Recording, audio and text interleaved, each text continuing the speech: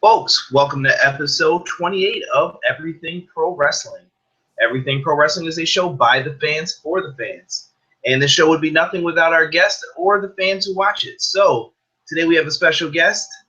I will call him VA, also known as VA Raphael or Max Pegasus. VA, say hello. Hello, people. VA, we are going to start off our show talking some Monday Night Raw right now. Monday Night Raw was live last night in Tampa, Florida. Florida is a place where a lot of the wrestlers reside, so perfect place to have it. I noticed a lot of Tampa Bay Buccaneers were in attendance, lots of people enjoying it. Overall, felt like a very long show, seemed kind of meh to me, but let's get into it here. Show opens up with Seth Rollins discussing Roman Reigns' mistake and the mistake that got him suspended. Dean Ambrose comes out to interrupt and assures Rollins that the triple threat is still on. He hasn't heard anything different. AJ Styles comes out and says that it should remain a triple threat, but with him being added to it. And, you know, he gets into his whole spiel about it. And then that brings John Cena out, as you know. John Cena says that Stephanie could add him to the match as well and make it a five-way. Stephanie comes out, cuts all the shenanigans, talks about how Shane's not here and that she's running the show, and that she puts people in their respective matches. John Cena versus Seth Rollins. If Cena wins, he gets added to the match. And AJ Styles versus Dean Ambrose. If AJ Styles wins, he's added to the match. Felt like a lot of running around in circles for no reason. VA, first thing I want to get your thoughts on is the Roman Reigns 30-day suspension. Do you like the way they handled it in this segment?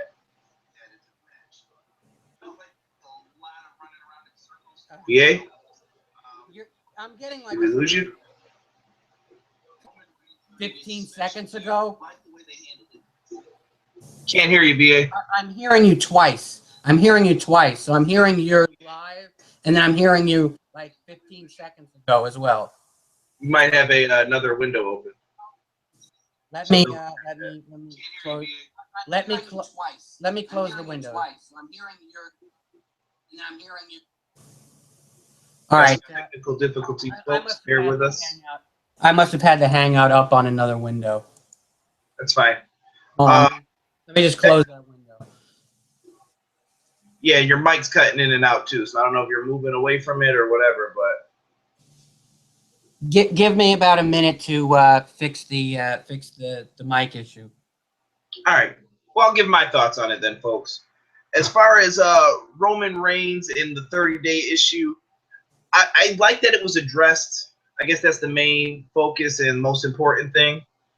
But it was pretty strange to watch. I don't know. It's not something that you would normally have to deal with watching Monday Night Raw. You usually don't hear about people getting suspended and they have to explain it, because as a viewer, I would want to know, well, why was Roman suspended? And it's easy to find. It's all over the internet. But at least they addressed it, so I have to applaud them for that. The rest of the segment, though, it felt like just another 20-minute Monday Night Raw drizzling crap segment. Like, what was the point of all this? The runaround with AJ wanting to be added, Cena wanted to be added. I mean, what's to stop someone else from coming out and wanting to be added? So I didn't like that part of it too much. I got the champ some face time, though. I'm okay with it remaining a triple threat. I still think, though, if you do this match, Roman Reigns has to eat the pinfall and he can't win. You have to show that there is punishments and consequences for your actions if you get suspended by the wellness policy. Whether it's your first time or your third time, something has to be done. So hopefully Roman Reigns has learned his lesson from the situation. And I respect him for owning it and taking, like, yeah, I know what I did. I messed up. What I did wasn't right. So that's that. We get to the next match. Get some women's wrestling action. We got Paige and Sasha Banks defeating Dana Brooke and Charlotte. Pretty basic match. I didn't really see anything too great. I mean, Sasha was fine in it. Paige did well. Good match. Okay, I'll say. Banks' statement on Dana for the tap-out victory makes Sasha look strong. I'm all about it. And I don't know when they're going to do the match between Charlotte and Sasha. I don't know if that's going to be a SummerSlam match or if it's going to be at Battleground. It seems like they're trying to force everything to be finished by Battleground. I'm going to check in with VA to see if his technical difficulties are fixed. VA, you all right now? Yeah, I believe so. I think I'm okay. All right. The Divas match, what did you think of it? Paige and Sasha? You know, it was a solid match. I mean, obviously, it's there to showcase Sasha as the next, contender for Charlotte. Whether that be at Battleground or at SummerSlam, I don't know. I get the feeling that they're going to do it too, so they'll do it at Battleground. Sasha will probably lose at Battleground and then win at SummerSlam, would be my guess. I was thinking the same thing. That just seems to be the way they're going. This way you get the heel, the one more win as champion, and then you have the payoff, the big win, the feel good win for people in the following the women's division at SummerSlam, because everyone and their brother seems to want Sasha Banks to win the women's championship. So I think SummerSlam would be where you would pull the trigger on that, as far as the win goes. So that the tag match did what it was supposed to. The main thing that I keep reiterating with this storyline is that I think you could tell a better story with Sasha Banks winning in Brooklyn, where she lost the NXT Women's title, and then the next night they're still in Brooklyn. And imagine if Bayley comes up and debuts afterwards. I think that would get people buzzing about the women's division and the product. Like, oh, we got this a year ago. Please let it happen. And even then, you hold off maybe on it or separate them on different shows, however they're going to do it. But you hold off on that match for a little bit. Maybe save it for a WrestleMania. But I definitely see potential with the women's division right now, and I think we're going to see some good matches in the upcoming months for it. Next, we get Titus defeating Rusev by countout. This was a nothing match to me. This match screams Lex Luger versus Yokozuna 1994 SummerSlam. Or was it, I'm sorry, 1993 SummerSlam. Just, yeah, I got no words for it. VA, I know you know about the Lex Luger Yokozuna. Why are you happy about a countout victory? It felt like, but what do you think of Titus's recent push? I don't know. I'm half and half. I mean, I like Titus. I think he's tremendous for the company, but you feel like that's why he's in that position. I could take Titus or leave him. There are far worse talents, on the roster that they could be showcasing. So I don't know. It's a filler feud, obviously, for Rusev, I guess. I don't foresee Titus, taking the United States Championship off of Rusev. But, for what it is, I'd rather see someone else in that spot maybe. But since we all understand that it's probably a filler feud at the moment, then it's sort of a I don't really care kind of thing. You know what I mean? No, I completely understand, and I think Rusev is the person who needs to keep the belt right now. I feel there's a lot of heel champions in the mid-card division, though, at the moment, too, so someone's got to switch it up. But we'll see what they do. Titus gets a victory, so good for him. We get to the next segment. Stephanie's on the phone, and Kane shows up talking to her about wanting to be thought about maybe as a general manager or what's the word they used yesterday? Chief operating officer for one of the shows. These terms get crazier and crazier each week. Miz and Marie show up to complain that they're not getting the red carpet treatment, that they're not being treated like superstars. So they basically get booked into an Intercontinental title match against nobody wants to tell them who it is. Whatever. You will take it or leave it. Seth Rollins in the next match. Seth Rollins defeats John Cena. Before I get to you, VA, I will say this. Seth Rollins is the luckiest man to get the pedigree as his finisher because nobody's kicking out of that because Triple H has spent years and years and years making sure that move was not kicked out of. It's a safe finisher that is never going to be diluted, I think, as long as Triple H is around.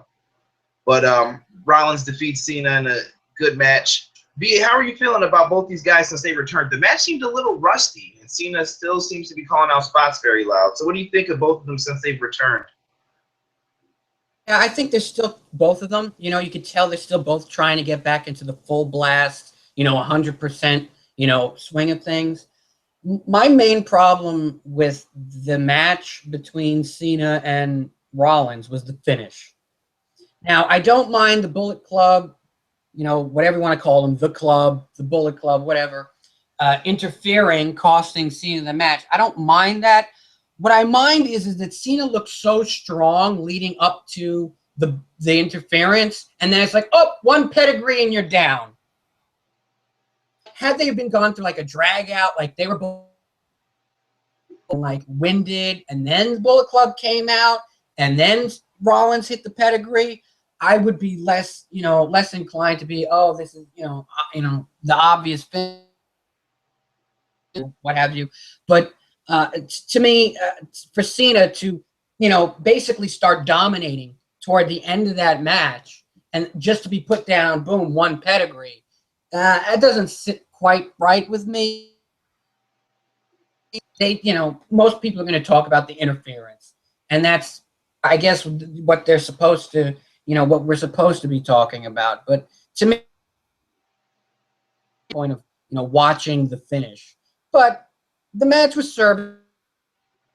Yeah, Obviously, match. With Rollins and I don't know. Rollins seems rusty, but he's coming around. Cena's always been booked super strong though, and I guess it doesn't make sense when he kicks out of like 2 or 3 of someone else's moves, but then he just loses to one pedigree on Raw. Doesn't quite make sense. And Cena hasn't really picked up a victory, a big one, since he's been back. So his time is coming for a big W. Yeah. We get to the next match. We got Enzo and Cass defeating Unknown Jobbers. They hit their finishing move, which is now going to be called the Bada Boom, it looks like, or the Bada Boom Shakalaka. I don't know which one it really is, but they hit it for the win. After the match, you get a funny segment with Social Outcast, Heath Slater, Curtis Axel, and Bo Dallas, and they come out and they're talking about how they're hard, which was already very strange and creepy. They come out talking about how they're hard versus being soft, and this is just stupid stuff from even when I was in high school, calling someone soft and they get mad and, oh, who's so soft? You're so soft. And these guys are claiming to be hard. Enzo and Cass destroy them, and I like it. It seems like a fun feud that they could go through here and just try and see what happens. Maybe even do 3-on-2 handicap matches to put over the fact that Big Cass is a big threat and Enzo with him is an even bigger threat, and they can destroy these guys. And maybe even have the Social Outcast pick up a victory or two. What do you think, Bia? Yeah, I agree. I mean, they don't know what to do right now with Enzo and Cass. Like, they're very over as a tag. I can sense it that Vince or whoever backstage, they really want Big Cass to be a singles guy. By the way, he's been booked eventually. But the thing is that you don't want to, obviously you don't want to break off Enzo and Cass too soon. And I just hope it's not the same BS. Oh, big man gets freaking angry and, turns heel on the little guy. I don't want to see that for like the 85th millionth time in a tag team. You know what I'm saying? Yeah. They have to figure out if they're going to break them off in the draft, maybe. Maybe they get drafted to the opposite shows. I don't know. I think that'd be too soon, personally, to break them off. But, I don't want to, like I said, I just don't want to see, like, oh, this tag team now all of a sudden dysfunctions and, one guy turns on the other. Something more interesting than that. That's all. Yeah, I'm with you on that. I don't feel they should break them up in the draft. I honestly don't want to see any of the tag teams broken up. I think they should draft as a tag team for this one. Have a few teams go on both shows, mix it up a little bit, but that's another conversation for another time because I don't even start talking about my hatred for the draft. Darren Young, Bob Backlund promo. I'm sick of these by this week now. Is Darren Young going to wrestle, or how long are you going to keep these promos up? Because this is starting to get up there with the shining stars. Like, you forgot all about them too. So is Darren Young ever going to do anything meaningful? And the Shining Stars, bring back Carlito and put him with them. Then people will probably care, and you'll have another trio running around. You can have some good six-man tags with New Day and the Wyatt family, etc., etc. BA, what do you think? Are you tired of the Bob Backlund, Darren Young tidbit back and forth, or are you still liking it? No, I think it's gone on a bit far, and there's nothing coming of it. Like, I wouldn't mind if you'd had these promos and then we actually saw Darren Young wrestle, but we're not seeing that. We're just seeing these little things, and it's like, well, is that like a joke? Is that part of the joke? Is like, oh, he's never going to wrestle kind of thing. And I don't, obviously the play is on the whole Trump, make America great again. They're making fun of that, stuff. So, this could have worked as a gimmick, in my opinion, had they approached it, from a serious sort of standpoint. Had Darren Young go and lose a match on TV, and then have Backlund, find him or whatever, or maybe a more organic approach to this sort of angle. But it just seems hokey, It seems like there's nothing. They couldn't be bothered telling you why the primetime players stopped being a tag team. It wasn't even like, oh, they decided to go their own separate ways. It was just, oh yeah, they're done as a team. Okay. That's it. I don't know. I didn't like that. I thought that was pretty awful the way they set that up. Just me though. So, and I'll bring that up, Darren Young, if I remember, in a couple segments here, because I thought they could have used him in a spot. Becky Lynch versus Summer Rae in no contest. Becky Lynch winds up attacking Natalya, which is what should happen in a feud. If you're mad at somebody, you're going to go attack them if they're sitting right out at ringside with you. So props to Becky Lynch for beating on Natalya. It made sense. Worked out right. And I do like to remind everyone that Natalya is enough, and it's time for a change was a tribute to Owen Hart when she said it. Thought that was very cool that she did that. BA, you like the new Natalya heel character?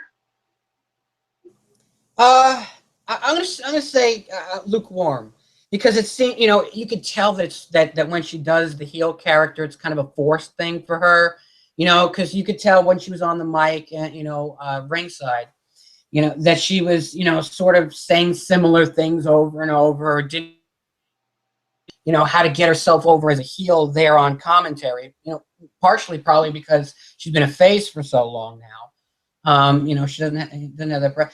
I like that they showcase, more than just the women's champion, and that there's a secondary feud for the women on Raw. That's always good, but it just seems like with their feuds especially in the women's division, they need to be more have more substance to them. They can't just be, oh, there's miscommunication, or oh, I'm mad at this person, or oh, because it doesn't show the women in a good light.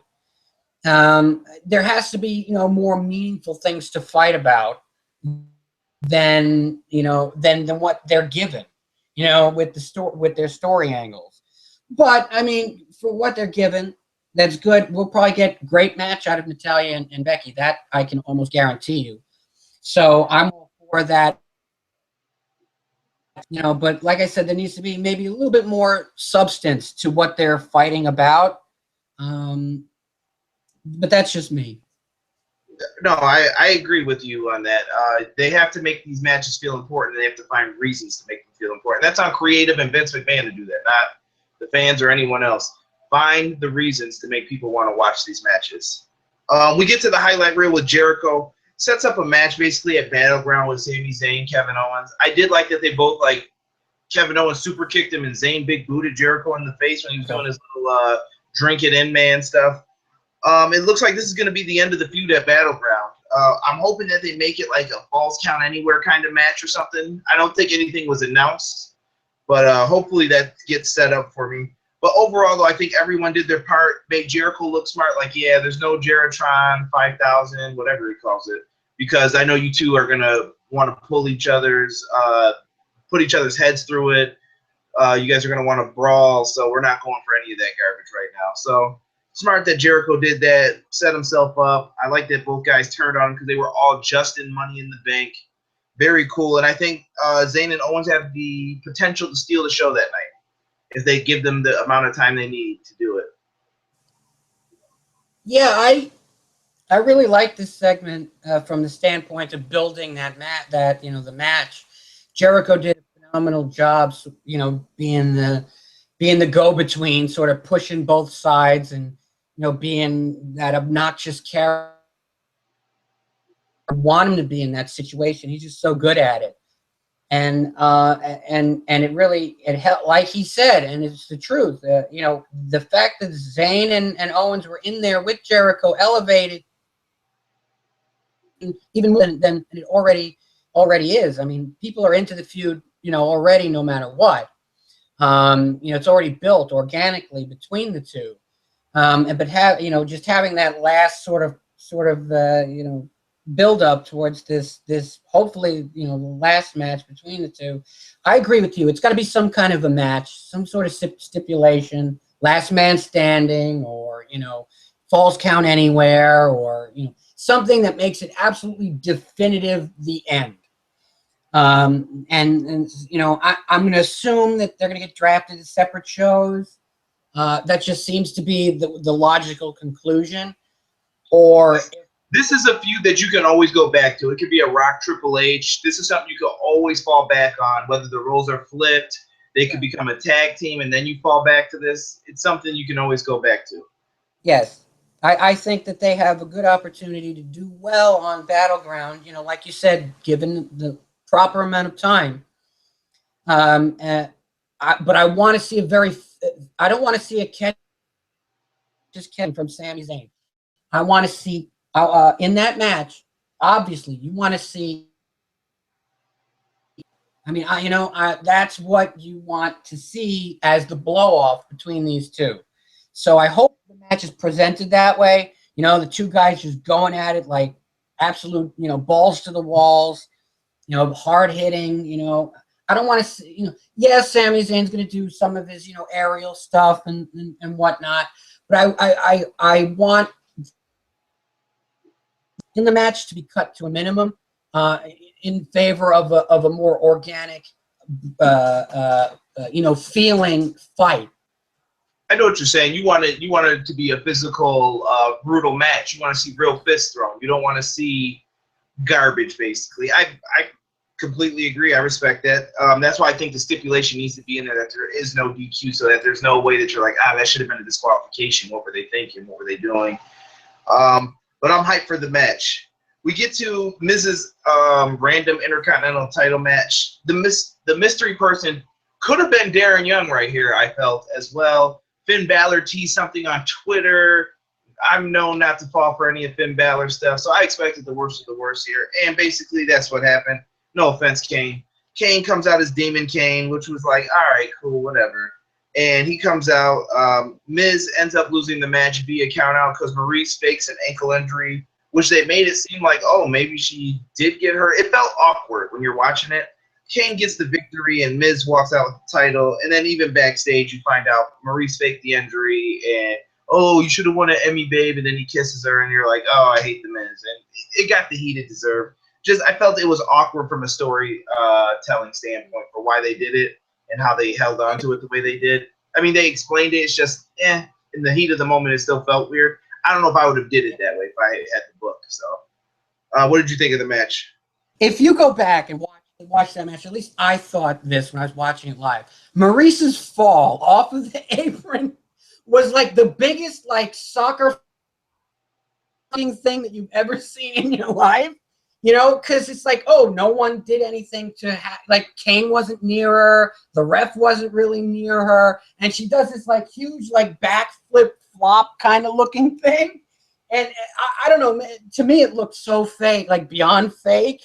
I don't know if they were going, but I think that's what they were going for. I feel like this was, like you said, a kind of a missed opportunity. Demon Kane coming out, that's nice and all. He looked fine. He looked better than he has in some of his more recent matches. He looked like he was doing all right in that match. But I mean, you know, you could have had so many other options. This is probably just, you know, a one-off match. It's not like they're gonna give Kane an Intercontinental title match. I don't think a rematch for win and be a count. So, you know, I feel like they could have just put anyone in there, right? So it really didn't matter. I mean, that's why I was saying the same thing. You could have put Darren Young in there. I was even hoping kind of for a Neville. yeah, I mean, if he was ready to come back, that would be a good choice. You know, like a lot of things, you know, you feel like they're kind of spinning their wheels a little bit until they figure out what they want to do with Miz. And this is awful because, you know, where were we? WrestleMania, we had that big moment where we were talking about Zack Ryder winning the Intercontinental title. Brief moment because of that, because of the moment, not because of anything interesting. We were actually invested Intercontinental titles, and then Miz, no one cared again because he left for a month. You know, it's like they care or not about the Intercontinental Championship? BA, let me touch on this real quick. We had a conversation in the Facebook group, which is going to be in the link in the description below. If you aren't already a member of the Facebook group, please join it and join our discussions. We have some interesting ones on there. What's going to happen once the draft occurs? And throughout the show, you guys noticed Dean Ambrose was referred to as the WWE champion or the WWE title holder. It was before WWE World Heavyweight Champion. Now you're the WWE champion. They're trying to basically cement that they're bringing back the World Heavyweight Championship. What's going to happen when the World Heavyweight Championship basically is treated like, oh, this is our Intercontinental Championship? And they go back to how they were before. No offense, but when Daniel Bryan, Sheamus, and Randy Orton, all those guys had it, that's basically the Intercontinental title to them. That's how that was being booked. Yeah. And you're getting those 28-second matches and all the BS. If you're not on Raw and you don't have the WWE title, you don't matter. That's how they treated it. What's going to happen when the Intercontinental title is back on the same level as the U.S. and they're like, oh, here's this for you, and you're never going to defend it. See ya. And we don't care. It's going to be the exact same thing. Yeah, that's why I would be always in favor of the one champion. You go between the two shows as needed, and then, you know, you have your mid-card, you know, belts, one on each show. That's exactly what I said in the Facebook group. Have all the champions go back and forth because that is your out. Let me see if I can actually find exactly what I posted here real quick because it should be pretty fast if I can find it. But no, I agree 100%. You spent all that time doing this in the draft. You don't want any issues or any reason for people not to tune in because you're going through a slump or you're having a problem, whatever the situation may be. Why are you going to have these guys show up and not be able to do anything where it matters? I don't want to put the IC title on Sami Zayn. It's not going to matter, is my basic thing. It should never, ever, ever wind up being like that. Here we go. Here's the conversation. Shout out to James Farley and Dalla Paris, I believe is how he says his last name. EPAT, Mark Warner was in here. We basically talk about it, and I said, why not have the belts go back and forth on both shows for top talents to draw ratings? So that way, if there is a favorite like a New Day or Roman Reigns is the current hottest guy, he's on both shows, you're up in the ratings still for both shows. And then if you get into a slump on one show, you have another champion who's like, well, they're lost 0.5 in the ratings. Send over Roman Reigns, and he'll bring that 0.5 up. Okay, easy peasy. Like, that's all you got to do. And then, like you said, keep the IC and US as the exclusive titles for each show, and those belts can be drafted or whatever. That's exactly how you do it each time. I don't see why this is so difficult, and everyone's like, oh, this should be their belt and exclusive. You don't need all that crap. And there's no two best. You can't say I'm the best at something and I'm the best at something. There is one best. That's why when there's an NBA Finals, Golden State, Cleveland Cavaliers, there's one best. There's not two bests. People hate that. That's like a tie, and no one likes that crap. So that's just me from the sports standpoint. We get to the next match, which is Cesaro and Apollo Crews defeating Sheamus and Del Rio, aka League of Nations. I thought they broke up. Just throwing that out there as well. Crews wins with the sit-out powerbomb on Sheamus for the win. I'm not going to lie. I was scrolling through Twitter and doing other stuff during this match because Raw was getting to become too long for me at this point. Yeah. They kick Sheamus. Right. Go ahead, I'm sorry. They had Del Rio like kick Sheamus or whatever and walk out on him during the match or after the match or whatever it was. And you know, again, like much like you, it was sort of a okay filler match. Go to the bathroom, do whatever you got to do, kind of thing. I'm not big on Apollo Crews. That's obviously who they're trying to showcase in this particular match. He's all right. Seems to be a solid guy in the ring. I'm just not high on him.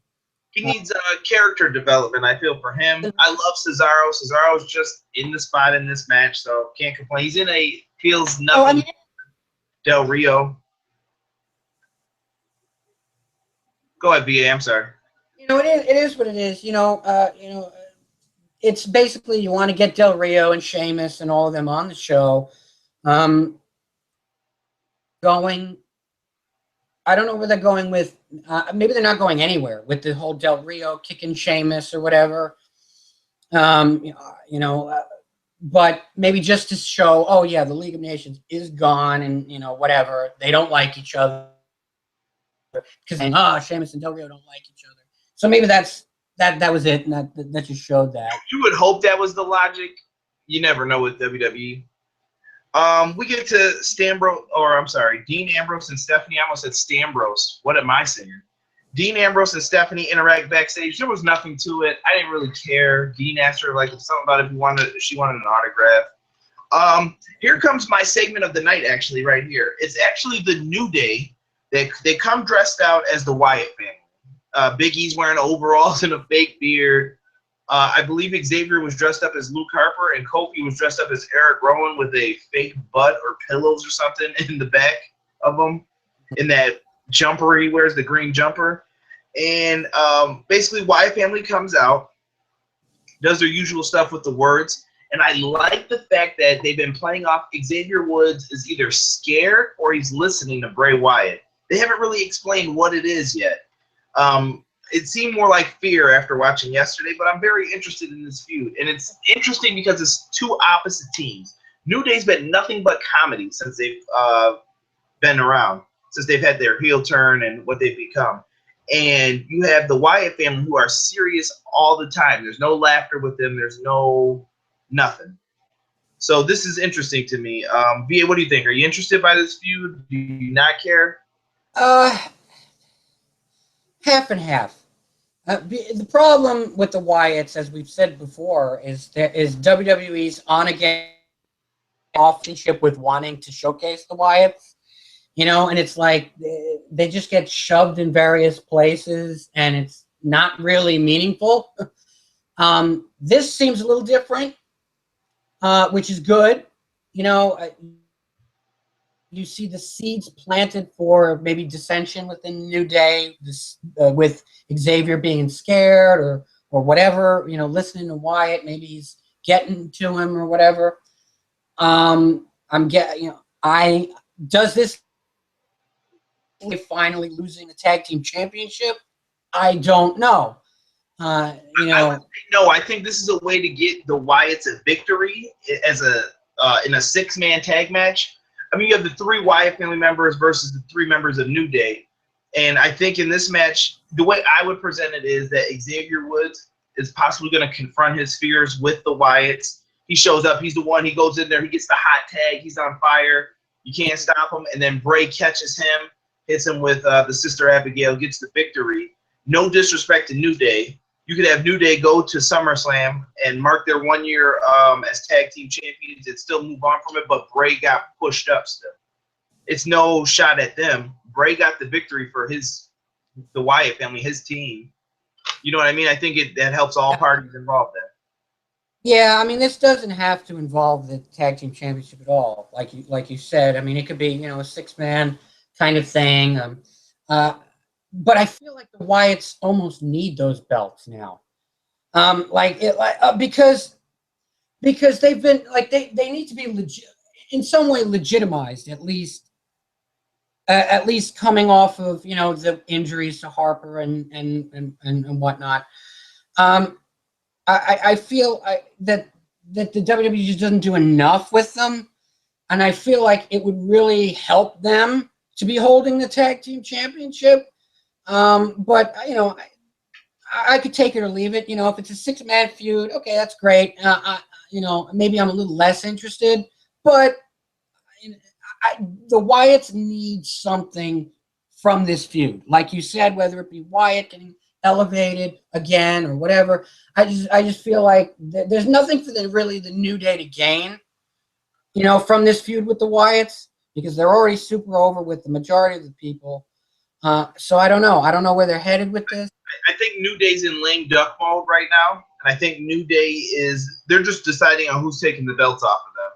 Yeah. The question is, where does New Day go from this? Is the tougher part. Do you split them up?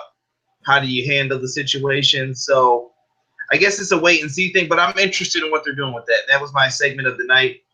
Main event, which is probably my match of the night, I thought was pretty good. Dean Ambrose defeats AJ Styles. Usually what you would expect from that match. After Cena comes out, stops the club from interfering, distracts AJ, Dirty Deeds. 1, 2, 3, Ambrose is the champ. I didn't like how they made Dean Ambrose look kind of weak in the victory, but at the same time, it's John Cena. He had to look strong again because he had already been beaten down. So overall, once again, I'm going to say this as I do every week. WWE, stop making Raw 3 hours. It's crap. No one likes it. All right, go back to 2. Please, that was more than enough. That was fine. But other than that, yeah, take it or leave it, you know? But okay episode of Raw. If I had to choose between thumbs up or thumbs down, I'll give it a thumbs up. They did some things that I liked here. Enough to win me over. We get to our second topic, folks, if you're following with us right here. And our second topic is going to be Kurt Angle. Kurt Angle left the WWE in 2006 due to some issues we hear about, painkillers or steroids, something happened with him and Vince McMahon. And he ends up leaving to go wrestle for TNA Wrestling alongside Sting, Christian, AJ Styles, Samoa Joe, Christopher Daniels, Kazarian, so many great wrestlers. And actually, I think Kurt Angle is the biggest signing TNA ever had. It caught a lot of people's interest. The one that caught my interest was Christian, actually, before that. But once Kurt came, I felt like Christian became nothing. Like, oh, we got Kurt now, so we don't need you, Christian. He went right back to the role he had in WWE, and he might as well be getting paid more if he's in that. But, BA, I want to ask you some questions real quick about this. Number one, should WWE bring Kurt Angle back? Yes. Yes. In what capacity? I'm not entirely certain. I mean, because he won't be wrestling, and if he is wrestling, it's going to be a one-off thing, like a WrestleMania or something like that. He's even said himself that he doesn't foresee himself wrestling very much too much in the future. So I don't. Should they bring him back? Yes. In what capacity would they use him though? I don't know. That's the big question mark. Okay, and let me ask this then. I agree. I think Kurt Angle should come back in a role of like a general manager or whatever they call it, chief operating officer of one of the shows. I think Kurt Angle would fit in perfectly into one of those roles, and then he can actually work his way into having one of the matches. So basically, I want to see Shane or Stephanie oversee one show, and then they put someone else in charge so that when they show up, they're like Vince McMahon, like, oh, Shane's here tonight, so something's going down. But I think that you put him in a role like that where he's in charge of the show and Kurt Angle can wrestle once in a while. And you put him against guys like Lesnar, Cena, people we can have good matches with, and you don't do it all the time. Maybe once every 3 months he wrestles, only in big matches, because that's who Kurt Angle is. I think that'll do fine. My next question is that, so they signed Kurt Angle, but is Kurt Angle a huge liability to the point to where they shouldn't sign him for this draft right now? Well, I don't need him this draft. That's the thing. Would it generate a lot of attention? Yes. But you feel like, you hear that, they're going to be bringing back probably some talent from the past anyway for the brand extension, the draft, whatever, what have. And people know that. So there'll be some excitement generated from, seeing guys possibly come back. So I don't know that it's necessary to be a part of the draft for any real significant reason. Would it be great if he came back and as a surprise, he's now the chief operating officer of Smith? Yeah, but I feel like people would want to see Angle in the ring more than they would want to just see him on TV. That my way of doing that was a cheater way of he's on television, but then you could find reasons for him to get booked into matches. Like, okay, I have a problem with you, Kurt. We're going to settle it. And then Kurt can't wrestle or whatever. And then he gets cleared. Like, okay, Shane or Stephanie said I can wrestle you at this show. Boom. Then you still see Kurt every week, but he's not in a wrestling role. Yeah. I think you could kind of cheat the system a little bit with that. You could even have him as a manager, possibly for maybe American Alpha if they're coming up. You could do several different things and put it all together to make it work. I don't know if I want him associated with them, though, either, because then you get the Team Angle stink on you. And I don't think they need that because I think they're better than that. But I got a prediction for it. I'll say this. Kurt Angle will not be back with WWE right away this year. I think by the time next year rolls around, we'll say June, July, we're going to hear about Kurt Angle coming back because he's going to be the main guy, I think, on the next WWE video game if he's not in this one. I can foresee Kurt Angle being like the pre-order bonus, kind of like Goldberg was this year. I think we're going to see something with Kurt, and a relationship is going to be built within the next year. It's just going to be timed perfectly, and WWE knows you got to save some surprises eventually. So you don't foresee the ultra cliche Angle comes back at the Royal Rumble 2017. Could happen. Because that automatically comes. If he's not coming now, you figure if he's not coming for the draft to hype the draft and to do something with that, the sort of idea would be is that you would save him for the next big moment for him to be there, which would probably be the Royal Rumble. But again, that's kind of, you'd have to keep it very, low key, which they're not very good at sometimes. Sometimes they are, but I feel like Kurt's been away long enough that he would get a tremendous amount of an ovation from when he came back. They're going to go crazy. Yeah, that you want him coming back wherever it is, whatever spot it's in, you want it to be complete 100% surprise, if possible, so that you get the loudest, and most organic reaction possible. Yeah, you want something that you could put on the network or a moment. Yeah. TV. Yes, you want that moment, exactly. And we're going to move on to our final topic, folks. Thank you for sticking with us. I know it's been long. And it's about WWE2K17. We're going to talk the game for once because I know that I said I was going to do some videos and stuff on it, which I will. And when I switch over to doing the shorter videos, once the SmackDown draft happens, you'll see the smaller videos from me, hopefully. And we'll talk more WWE2K17 and different things. But I'm liking so far the marketing of the game so far.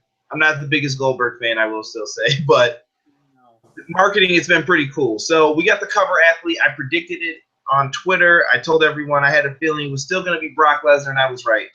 Cover athlete is Brock Lesnar. You still have Goldberg as the pre-order. We saw some developments with little Easter eggs within the cover athlete reveal video. You saw some stuff for Big Show in there, Del Rio, Booker T in the Spinneroonie Ferris wheel, Sheamus, Bro Kick Saloon, Stone Cold Steve Austin, little pictures hanging up from last year, Dean Ambrose, the symbol spray painted on the wall, Wyatt family masks, NXT posters, different things like that. So I think it's of things to come. But VA, my first question to you is, what are your expectations for 2K17 for WWE? Just a quick question first from me. Are you a fan of the art of the cover? Because I thought it was a little odd, a little awkward looking, It, a little it, it weird. makes it makes no difference to me what the cover looks like. I'm more about the gameplay and what it does. So I'm okay with the cover. I think As far as I your think a better cover this year than I'm sorry, I think WWE has a better cover this year than NBA. I think Brock Lesnar's a bigger star than Paul George. No disrespect to Paul George. Great guy. It was nice to have someone different on the cover, but I think Lesnar's cover actually looks better than the NBA one. so But go ahead, finish your point. expectations for the game. Well, I expect for them to build upon 16. They make strides, good strides from 15 to 16. So there was confidence built in that year. That they're strides in the right direction. Um, I wonder what they're going to do with. I'm guessing if Brock Lesnar is the cover athlete, they may be doing some sort of mode with him. Like they did Stone Cold. Showcase for That each seems to be cover what they athlete do every. since 2K took over, for the record. Yes. So there's probably going to be some sort of Brock Lesnar mode in there. I'm not the hugest Lesnar fan around, so I don't know how I necessarily feel about that. There needs to be, like I said, a progression of the series. Whatever they do, they need to bring back all of those game modes that all of a sudden disappeared from the game. Your elimination matches specifically, that were nowhere to be seen, and I don't know why. But again, as long as there are steps, it doesn't have to be leaps and bounds from 16 to 17. But as long as there's more polish, as long as there's more, uh, um, the roster is always going to be good. You know, you're always going to get some surprises, from the game. Uh, you know, uh, so to me, it's all revolves around how does this game, progress from 16. Yeah, I think they have to stay on the same path that they've already been on. 2K is known for their great simulation in their video games. Their NBA game, one of the realest games you could ever play. People get so frustrated, and like I tell people all the time, the game's so good that the stuff that we complain about, some of it's minuscule to even complain about. Like, I have complaints about why AI doesn't rotate over with their mindset the way it should be, because the game's so good that your expectations have become I want this little thing fixed too. I want that little thing. I mean, don't they have to fix other things like how they have issues with passing and stuff like that? That's in there, but some of the other stuff you hear is just so minute that it's crazy. WWE though, like I agree with what you said. I expect online to be a lot better. Shout out to XGW Fed. That is definitely something I want to see, and also cover athlete call out. Shout out to Dr. Macho T. You'll see a lot of his videos on YouTube. He called it as well. He's a great guy. Make sure you subscribe to his channel as well. Search him after this video is over with. But the expectations just have to become better. I think that they hit a lot of them, and I want to see these strides continue into 18, 17 into 18, 18 into 19. I expect to see a lot of stuff fixed. My issue with the game is also I expect a more updated game eventually.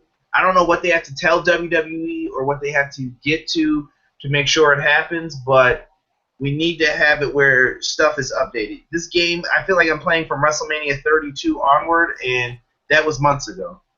You need to have it where you're downloading updates, you're giving out new attires, new trons, something, and that can all be free.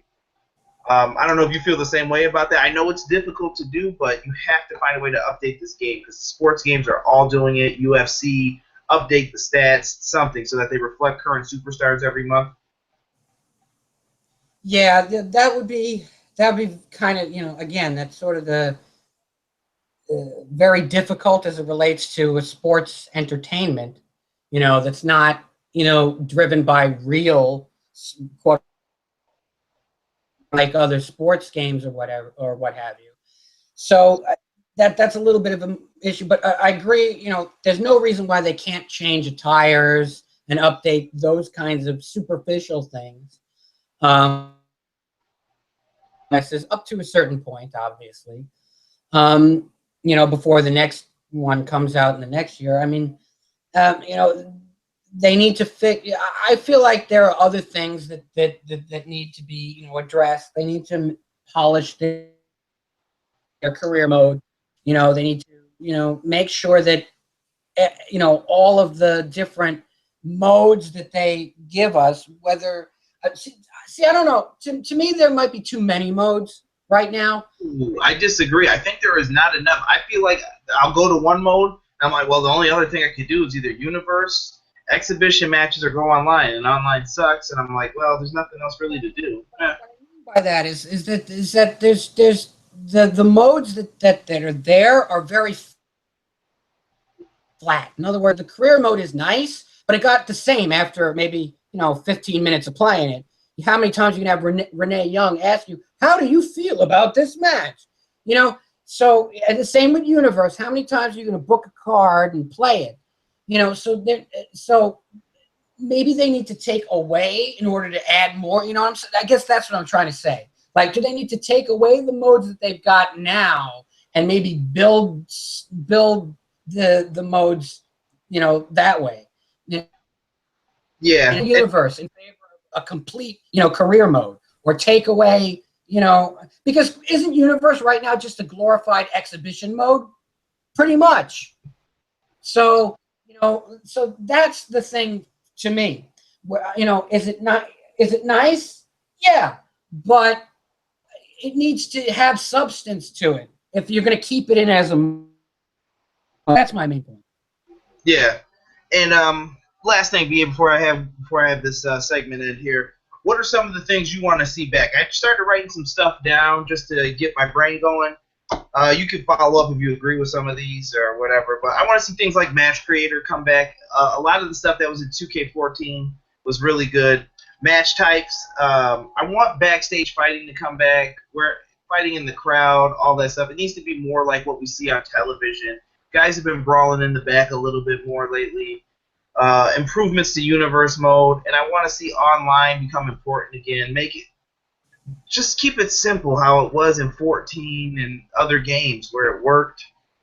Speed up the creative suites and make sure you're able to delete things so that you're not stuck with all these calls and you have to delete the logos. Just pay attention to the little stuff like that.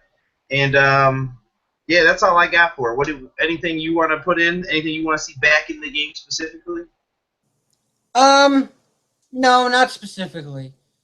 I mean, I don't know. As long as well, the one main thing is just the matchmaker, I would say. Yeah, I miss being able to make elimination matches, having 5-ways, different things like that. I feel like the match types kind of limit you a little bit. Every time you have a good creative idea, I'm like, oh yeah, I can't do that anymore. Oh yeah, they didn't put that back in yet. So I'll give them time though. They've been working diligently. I'm looking forward to seeing what they bring to the table this year for the game. But that's all I got for this episode, folks. VA, I have to thank you for coming on. Always appreciate your opinion and what you do. And we covered everything on this show, including Monday Night Raw, Kurt Angle, WWE2K17. So, folks, if you have any comments to anything that we said before, leave it in the comment section below. Make sure you smack down that like button, and make sure to subscribe to the channel. And check out all the links in the description, and make sure that you go to the Facebook group page to join the everyday discussion that we have about wrestling. This is Everything Pro Wrestling. I am your host, Conrad Cushman, and we are out. Thank you.